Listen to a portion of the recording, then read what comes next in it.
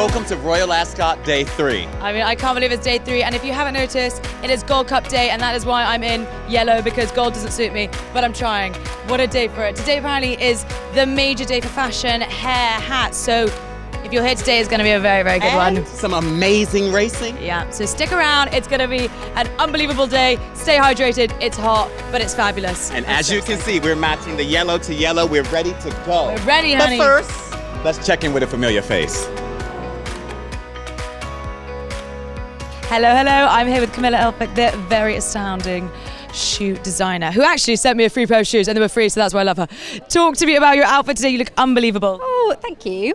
Well, I am wearing a Arignani bag and Lisa Redmond dress, Laura Jolly hat, headband, Love it. and then of course a pair of my own shoes. It is Gold Cup Day, which means bigger hats, bigger outfits. So let's go and check out some of these incredible looks. I'm still standing. Yeah, yeah, yeah. As you guys can see, the gates are open and it's getting pretty busy. Very busy. I mean, it's Thursday, and that means one thing: Gold Cup Day. The Gold Cup in flat racing, it's the biggest endurance race in the world. It's so important. The Queen has won it before.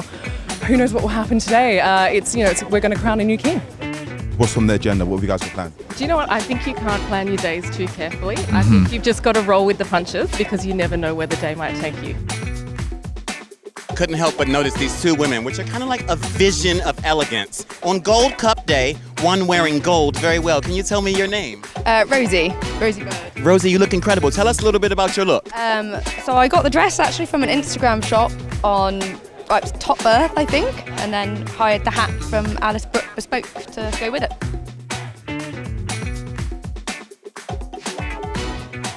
Matthew, you're in traditional Nigerian attire today. Tell us about your look.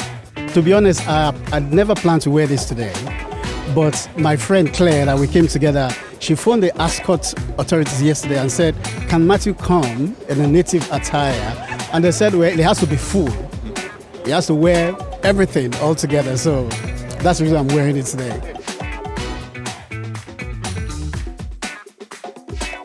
Forget about the horses. For 1 second, I found something a lot more important. My twin! Hello! Okay, tell us what you're wearing, even though I'm wearing it too. Well, I'm wearing Laura Green because I really love the fluidity. Do you feel super comfortable? I feel flowy, I could dance, I could eat. So I can do everything. Your hat is absolutely amazing. Where's it from? Yes, thank you. It's Avon Golden Hat. I'm wearing one of my own hats, obviously. So this is, it's called Amelie, and the dress is by my friend Ascot. So it's gorgeous. And the shoes and the handbag are Jimmy Choo. What we've been doing all day starts with a G. Grafting. Number 8, graft. Let's go with that. My best friend gave me a vintage sari from his aunt. Wow. It was gifted from the German ambassador, and that's what's in the peplum and in the bow. And my friend, who's a milliner, made the hat and took a bit of the material from the dress and put it into the hat. So it's all completely sustainable, and there's a bit of horsehair in here to give it some volume. So it does swish quite a lot. Everyone's quite hard at work, and we're having a scone. This is pretty solid. Is it cream first or jam first? It tastes good. Tastes good first. Cheers.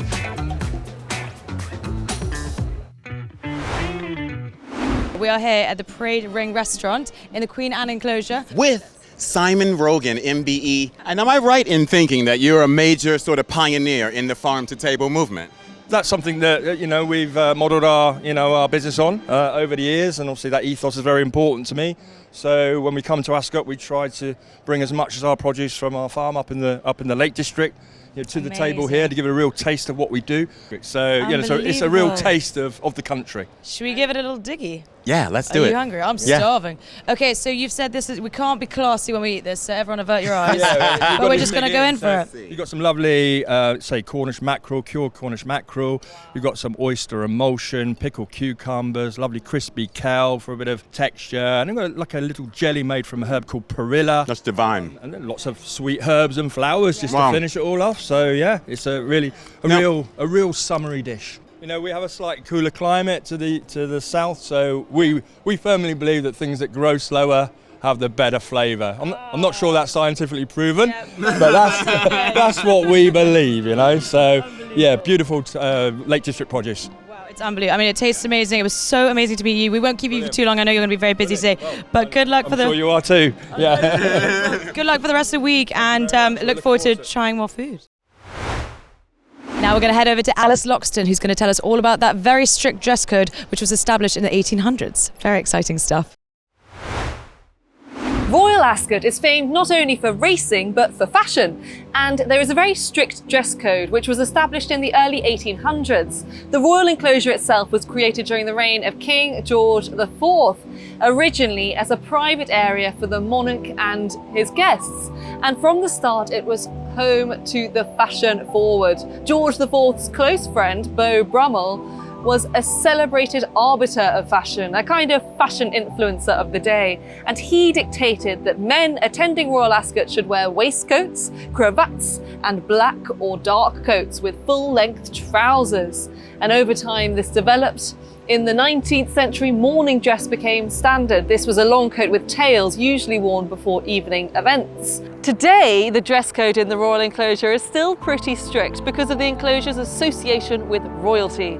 Men are required to wear black, navy or grey morning dress, including a waistcoat, a tie, no cravats, and a top hat. Women must wear a hat or a headpiece with a solid base of at least 4 inches in diameter. And fascinators are not permitted. Dresses and skirts must be of modest length, so knee length or longer. You can wear trouser suits, but you must have shoulder straps at least 1 inch wide. Strapless, off the shoulder or sheer tops are not allowed. You're also not allowed clothing which exposes the midriff or is made from sheer material. The other thing is that you're not allowed novelty attire, so no big branding or slogans. There are rules for children too. Boys aged 10 to 17 must wear a jacket, tie and trousers, while girls should wear formal dresses or trouser suits with hats or headpieces. Now all of this might seem quite strict, but what it's really doing is keeping alive this 200-year-old tradition of formal dress, of formal fashion, which is so distinctly British. And so you see, there is history to be found in Ascot, even down to the finest detail. What a sight this is as the golden gates are open and there's a look at the first carriage, His Majesty the King and Her Majesty the Queen, and joined by the Marquess and Marchioness of Salisbury, the Duke and Duchess of Edinburgh, with the Princess Royal and Vice Admiral Sir Tim Lawrence. A great welcome already. Princess Beatrice, what a stunning outfit that is. And alongside her, Princess Zara Aga Khan and Eduardo Lopelli Mozzi, Beatrice's husband, and in the carriage keeping them company, William Haggis, son-in-law of the late legendary Lester Piggott. Mike Tyndall and his wife, Zara, the Princess Royal's daughter, and with them are William and Alison Parente. And here's the reception they're getting as they now turn these Windsor Greys and go the long way round the paddock. But later, of course, the Gold Cup is one of 2 trophies that is traditionally given by the sovereign. Well, we really have been spoilt with the racing over the last couple of days, and today is no different, Frankie. Oh, it gets better and better. The crowds are bigger, the hats are getting bigger, and the racing goes up another gear for the Gold Cup. It was so wonderful to see the royal procession today as well. His Majesty the King and Her Majesty the Queen in the carriages again today, looking fabulous as always. Always immaculately turned out. I love this part of the day. It sets the scene. It really does, and it's a big day today, Gold Cup Day. Steeped in history, forged in fire, shaped by Garrard, destined for glory, and now it's your turn.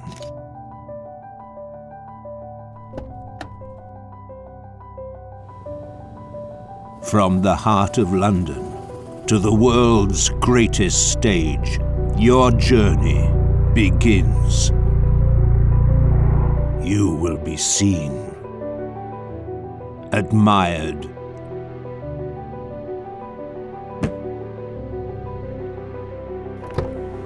a prize before the race is even run. Then, the ride of a lifetime. You are the centerpiece of a thrilling week. You'll touch down where legends are made. One of the greatest stayers of all time, one of the greatest training performances of all time. Frankie on fire, Stradivarius wins again. They race up towards the line and Kyprios will regain the Gold Cup.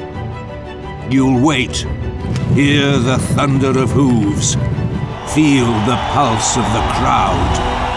And when the moment comes, when you're lifted high, shining in victory, that's when you'll know. Now you understand. You were made for this.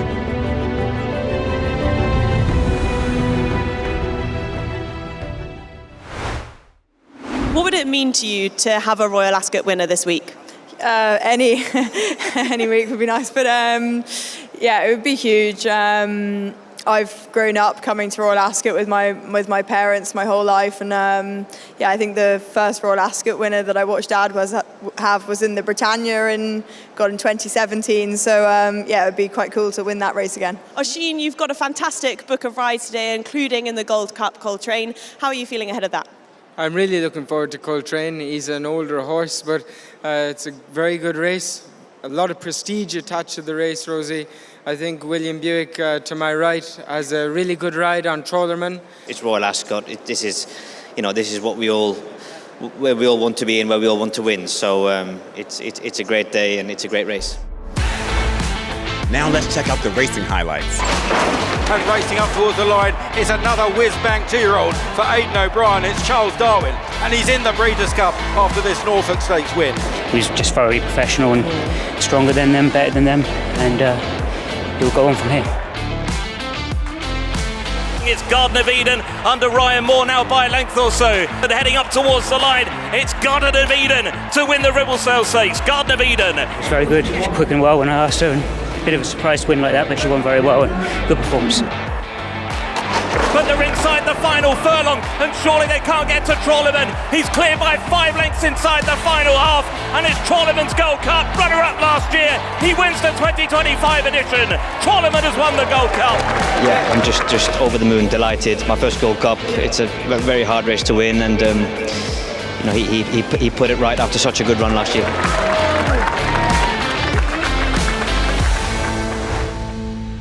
Well, what a brilliant day of racing we've had again, Frankie. And I think Ryan Moore and Aidan O'Brien have really dominated today. They just keep on winning. They're the dream team, aren't they? As are John and Thady Gosden, because another feature race for them, winning the Gold Cup. And of course, a first Gold Cup for William Buick as well. I'm loving his celebrations. Not that you shouldn't, and we're not used to it, but he's really getting the crowd going. Yeah, it's really lovely to see. And our Longines jockey of the day is Ryan Moore. He's had a phenomenal day. 3 on the card for him.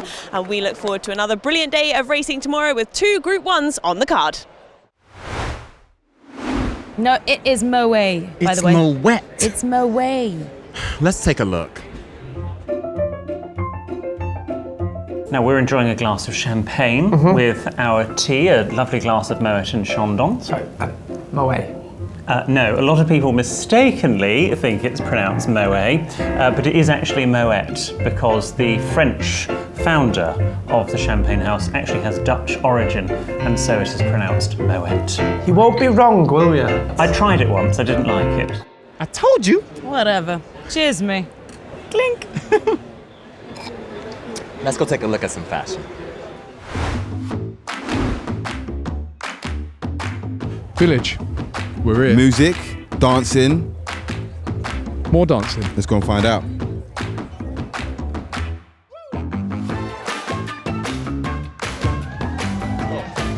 I'm here with my friend Daisy, who is also the epitome of style. And I heard from a friend of a friend's friend that she was the first woman to wear tails and a top hat in the Royal Enclosure. So can you tell us a little bit about your brand and what you're doing, Daisy? So Natchbull is Savile Row's first shop front for women. We're making beautiful suits, dresses, all of that kind of thing. Lots of beautiful women here wearing it today, and happy to be sporting it today. Look at that, the details. Cheers. Schweppes. Schweppes. I couldn't help but notice you looking amazing. Thank you so much. And I overheard that you won Best Dress last year. I did from a few websites. I was very honored. And I can see why you would. Tell me about your outfit today. So I'm wearing Amy Joyce London and Andrea's Closet Millinery, and what we did was a bespoke outfit, and then we took the fabric to create part of the hat. And so really bringing the tailored aspect, the femininity, but also a little bit of that strong, powerful woman essence, elegance, all of it. I love that. My girl, talking about my girl. My girl. This dress is from self-portrait, but it does not abide by the dress code rules. It's actually a strapless dress, and I had the straps added on myself. Love that. Yeah, so I can have them taken off and it'll be a whole new dress. No one will know. So some people might call me crazy, but I have cut up my wedding veil in order to create my outfit today. You can kind of see the lace from my wedding veil on my sleeves, around my neck, and on the trim, on the hem of my gown. It's just beautiful. And then I have a bespoke pair of Cornelia James gloves, a beautiful Longines watch, Halcyon Days, we have a Lorna London handbag, we've got Boodles earrings, and then an incredible Vivian Sheriff hat. I mean, their team is so talented. I am the one and only. Well, alongside me now is singer, songwriter, actor, the multitude of things there, and top hat wearer, Chesney Hawkes. It's so wonderful to see you at Royal Ascot. Is this your first time here? It's my first time in the Royal Enclosure. This is amazing, beautiful. It really is stunning in here. Tell me a little bit about you and horse racing, because you're saying there is a bit of a story. Well, I grew up in Sunningdale, so as a child, we used to come here. I've been periodically over the years, just for a little flutter and a glass of champagne. Any good with the fluttering? Not really. My wife's much better than me. But you are going to be doing a presentation later as well. To be able to be stood here in the parade ring, doing all of that at Royal Ascot must be amazing. Yeah, it's kind of surreal to be in this Royal Enclosure, and the King was just here and presenting an award is an honour, it really is. The question we always ask everyone is, how do you choose your horses? A lot of people do favourite colours or names, or sort of shut your eyes and hope for the best. This is how I did it. I literally opened the book and I first one I saw was Hawksbill. I was like, right, that's my boy right there. First one you see, I don't think that's a bad way of doing it, actually.